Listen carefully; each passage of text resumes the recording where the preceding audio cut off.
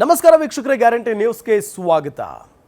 ಭಾರತೀಯ ವಾಯುಪಡೆ ಎಷ್ಟು ಸ್ಟ್ರಾಂಗ್ ಆಗಿದೆ, ಇಡೀ ಜಗತ್ತಿಗೆ ಈಗ ಅನಾವರಣ ಆಗಿದೆ. ಮೊನ್ನೆ ನಡೆದಂಥ ಆಪರೇಷನ್ ಸಿಂಧೂರ ಕಾರ್ಯಾಚರಣೆಯಲ್ಲಿ ಭಾರತದ ಸೇನೆ, ಭಾರತೀಯ ವಾಯುಪಡೆ, ಮೂರು ಪಡೆಗಳು ಕೂಡ ಎಷ್ಟು ಅದ್ಭುತವಾಗಿದ್ದಾವೆ ಎಲ್ಲವೂ ಕೂಡ ಇಡೀ ಜಗತ್ತಿಗೆ ಗೊತ್ತಿರುವಂಥ ಸಂಗತಿ. ನಮ್ಮ ಭಾರತೀಯ ವಾಯುಪಡೆ ಇವತ್ತು ಬಹಳ ಬೇಸರದಲ್ಲಿದೆ. ಯಾಕೆ ಅಂತ ಹೇಳಿದರೆ 21 ಮಿಗ್ ಯುದ್ಧ ವಿಮಾನ ನಿವೃತ್ತಿ ಇದೇ ವರ್ಷ ಆಗ್ತಾ ಇದೆ. ಎಲ್ಲರಿಗೂ ಗೊತ್ತಿದೆ 21 ಮಿಗ್ ಯುದ್ಧ ವಿಮಾನ ಎಷ್ಟು ಸ್ಟ್ರೆಂತ್ ಇದೆ, ಎಷ್ಟು ಸ್ಟ್ರಾಂಗ್ ಇದೆ, ಅದರ ಶಕ್ತಿ ಏನು, ಸಾಮರ್ಥ್ಯ ಏನು ಅಂತ ಹೇಳಿ. ಆದರೆ ಈಗ ನಿವೃತ್ತಿ ಇದೇ ವರ್ಷ ಆಗ್ತಾ ಇರೋದು ಬೇಸರದ ಸಂಗತಿ. ಸೆಪ್ಟೆಂಬರ್ನಲ್ಲಿ ಮಿಗ್ 21 ಯುದ್ಧ ವಿಮಾನಗಳಿಗೆ ನಿವೃತ್ತಿ ಇದೆ. ಸೆಪ್ಟೆಂಬರ್ನಲ್ಲಿ, ಇದೇ ವರ್ಷದ ಸೆಪ್ಟೆಂಬರ್ನಲ್ಲಿ.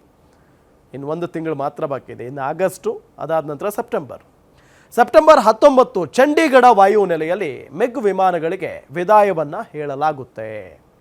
23 ಸ್ಕ್ವಾಡನ್ನಲ್ಲಿ ಕಾರ್ಯವನ್ನು ನಿರ್ವಹಿಸ್ತಾ ಇರುವಂಥ ಮಿಗ್ ಫೈಟರ್ ಜೆಟ್ ಪ್ಯಾಂಥರ್ಸ್ ಅಂತಾನೆ ಮಿಗ್ ಯುದ್ಧ ವಿಮಾನಗಳನ್ನು ಕರೀತಾ ಇದ್ರು. ಪ್ಯಾಂಥರ್ಸ್ ಅಂತ ಹೇಳಿ ಕರೀತಾ ಇದ್ರು. ಯಾಕೆ ಈಗ ನಿವೃತ್ತಿ ಅಂಚಿನಲ್ಲಿದ್ದಾವೆ? ನಿವೃತ್ತಿ ಯಾಕೆ ಅಂತ ಅಂದರೆ, ಈಗ ಒಬ್ಬ ವ್ಯಕ್ತಿ ನೌಕರಿ ಮಾಡ್ತಾ ಇದ್ದಾನೆ, ಸರ್ಕಾರಿ ನೌಕರಿ ಮಾಡ್ತಾ ಇದ್ದಾನೆ ಅಂದರೆ ಆತನಿಗೆ ಒಂದು 60 ವರ್ಷ ಆದರೆ ಅದಾದ ನಂತರ ಆತ ನಿವೃತ್ತಿಯನ್ನು ತೆಗೆದುಕೊಳ್ತಾನೆ. ಹಾಗೆಯೇ ಹಳೆ ವೆಹಿಕಲ್ಗಳನ್ನು ಕೂಡ ನಾವು ಓಡಿಸೋದಕ್ಕಾಗಲ್ಲ, ಅವುಗಳನ್ನು ಮೂಲೆ ಗುಂಪು ಮಾಡ್ತೀವಿ. ಅದೇ ರೀತಿಯಾಗಿ 60 ವರ್ಷಗಳಿಗೂ ಹೆಚ್ಚು ಕಾಲ ಭಾರತೀಯ ವಾಯುಪಡೆಯಲ್ಲಿ ಈ ಮಿಗ್ 21 ವಿಮಾನಗಳು, ಯುದ್ಧ ವಿಮಾನಗಳು ಕಾರ್ಯವನ್ನು ನಿರ್ವಹಿಸಿದಾವೆ. 60 ವರ್ಷಗಳಿಗೂ ಹೆಚ್ಚು ಕಾಲ. ಸೊ ಹಂಗಾಗಿ ಈಗ ನಿವೃತ್ತಿ ಅಂಚಿನಲ್ಲಿದ್ದಾವು. 1965 ಭಾರತ ಪಾಕ್ ವಾರ್, ಬಾಲಾಕೋಟ್ ದಾಳಿಯವರೆಗೂ, ಅಂದರೆ 1965 ಭಾರತ ಮತ್ತು ಪಾಕಿಸ್ತಾನದ ವಾರ್ ಏನು ನಡೀತಲ್ಲ, ಅಲ್ಲಿಂದ ಬಾಲಾಕೋಟ್ ದಾಳಿಯವರೆಗೂ ಕೂಡ ಈ 21 ಮಿಗ್ ವಿಮಾನಗಳು ಕಾರ್ಯವನ್ನು ನಿರ್ವಹಿಸಿದಾವೆ. ಆಪರೇಷನ್ ಸಿಂಧೂರಕ್ಕೂ ಸನ್ನದ್ಧವಾಗಿತ್ತು ಮಿಗ್ ಯುದ್ಧ ವಿಮಾನಗಳು. ಆಪರೇಷನ್ ಸಿಂಧೂರ ಭಾರತ ಮತ್ತು ಪಾಕಿಸ್ತಾನದ ನಡುವೆ ನಡೀತಲ್ಲ. ಆಪರೇಷನ್ ಸಿಂಧೂರ ಕಾರ್ಯಾಚರಣೆ ನಡೆದಿದ್ದು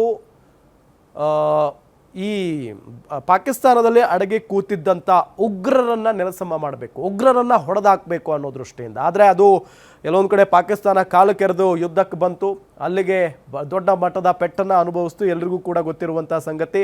ಸೊ ಆಪರೇಷನ್ ಸಿಂಧೂರಕ್ಕೂ ಕೂಡ ಮಿಗ್ 21 ಯುದ್ಧ ವಿಮಾನಗಳು ಸನ್ನದ್ಧವಾಗಿದ್ವು, ನಾವು ರೆಡಿ ಆಗಿದ್ದೀವಿ ಅಂತ ಹೇಳಿ.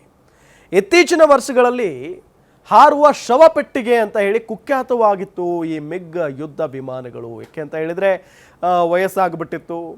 ಸೊ ಅಂದರೆ 60 ವರ್ಷಕ್ಕಿಂತ ಹೆಚ್ಚು ಕಾಲ ಕಾರ್ಯವನ್ನು ನಿರ್ವಹಿಸಿದಾವೆ.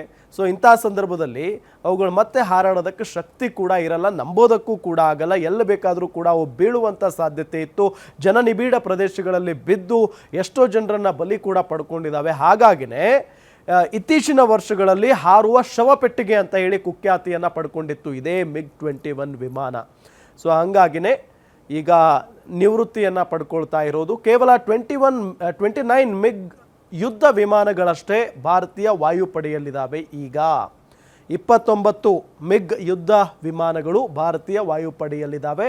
ಇವುಗಳೆಲ್ಲ ನಿವೃತ್ತಿ ಆದ ನಂತರ ಮುಂದೆ ಏನು ಅನ್ನೋ ಪ್ರಶ್ನೆ ನಮ್ಮನ್ನು ಕಾಡುತ್ತೆ.